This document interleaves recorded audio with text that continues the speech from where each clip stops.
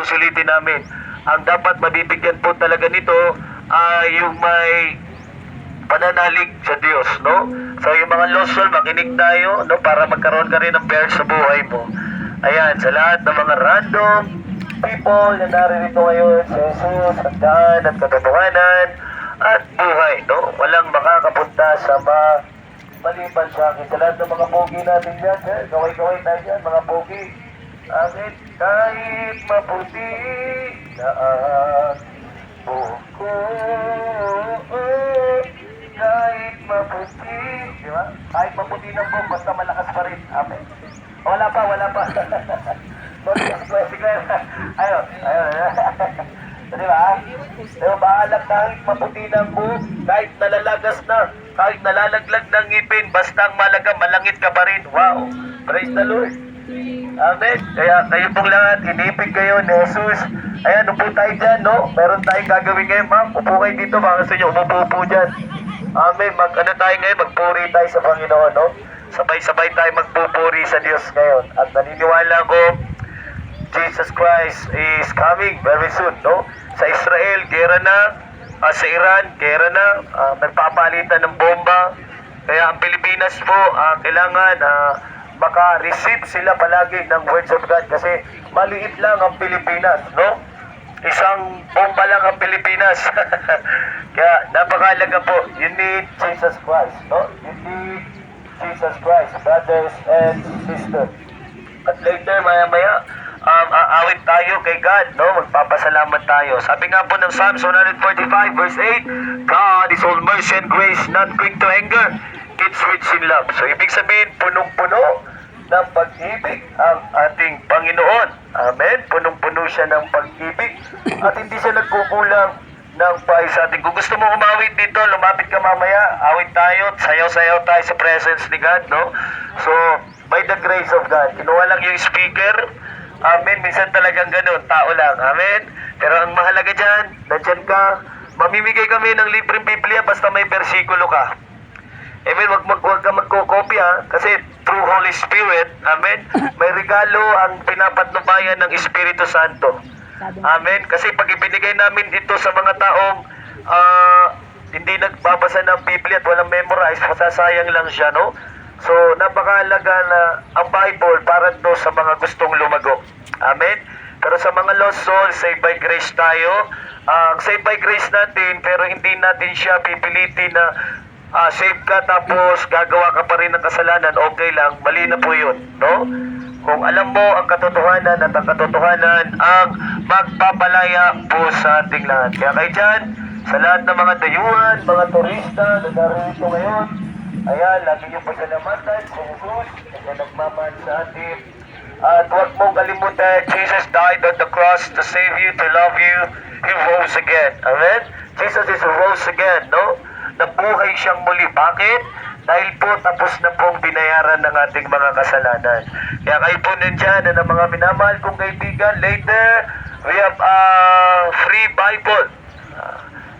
Ready your verses, no? I-ready mo yung mga verses mo dyan, no? Yung mga versikulo, kahit maikli lang. Pinaka-maikling versikulo, Jesus wept. Meron ka ng Bible, Jesus wept. Pero dapat alam mo yung scriptures niya, no? Later, mamimigay po tayo ng free Bible. Amen. Mag-worship muna tayo.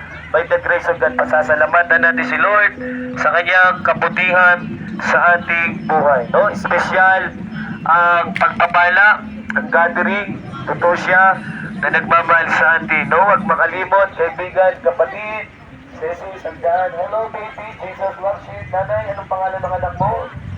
What's his name? Arya, Jesus loves you. Lord, dinideclare ako sa bata na lagi siyang pagbalangin at ingatan sa araw-araw in Jesus' name. Mga gwapo, magandang umaga po. Ayan, praise the Lord. Ayan, no, napakahalaga, no? Na lagi tayo nagpapasalamat sa Panginoon. Yun. Sir, good morning. Have a great day. Jesus loves you. Amen. Kasama po ito, pamilya. God bless po sa inyo. Amen. Mahal tayo ni Jesus Christ. Hallelujah. So, ganun po ay. Patuloy tayo.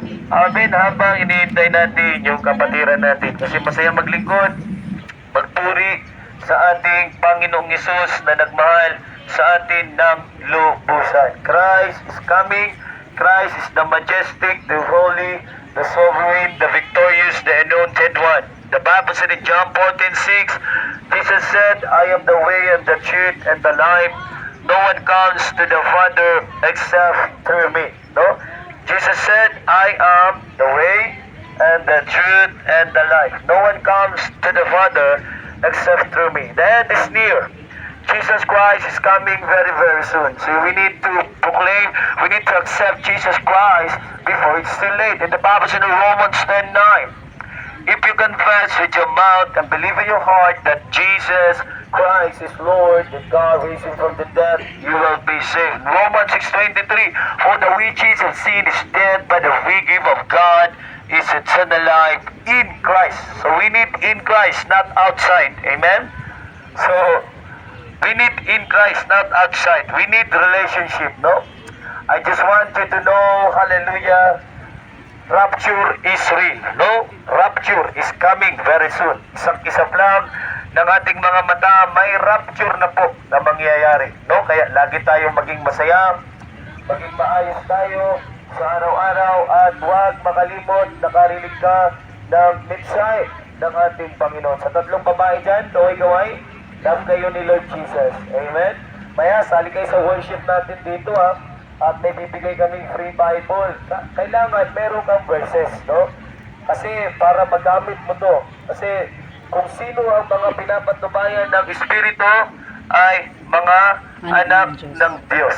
Amen? So I speak blessing, may kukonti lang siya pero gusto namin talaga na ipag-pray na ang makakatanggap nito ay yung nililit naman ng Spirit para magkaroon ng halaga ang Bible. Amen? Kasi kung ibibigay lang namin to, bigla ibibigay na walang bersikulo, sayang siya.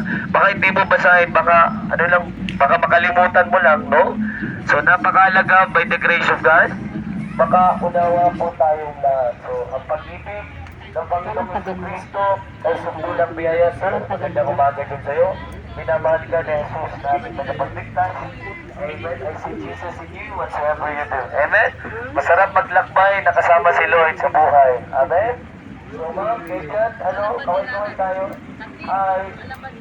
Tatay Jesus ha. Amen. Do you believe Jesus is Lord? Kalagay ko din, kaya pala, lahalo ko eh. Sana magkita tayo sa langit. Amen. Stay humble ha. Doon ka sa other side. Lagi tayong masaya sa araw-araw. So by the grace of God, nasa na yung ating, tawag dito, speaker, wala pa rin. So by the